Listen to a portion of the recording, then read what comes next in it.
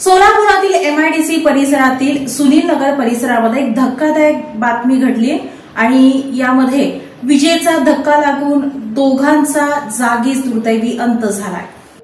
Solapur MIDC परिसरातील सुनील नगरमध्ये काल दुपारी 1च्या सुमारास विजेचा धक्का लागून 2 जणांचा दुर्दैवी मृत्यू झाल्याची घटना समोर आली।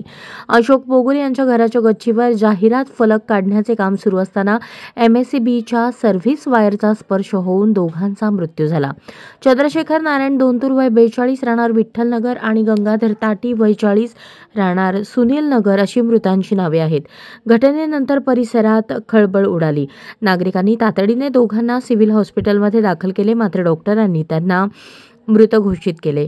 ही बातमी समजताच नातेवाईकांनी हंबरडा फोडला तर मृतांपैकी एकाच्या पत्नीने माझी पोरकी झाली असं रडत सांगितलं।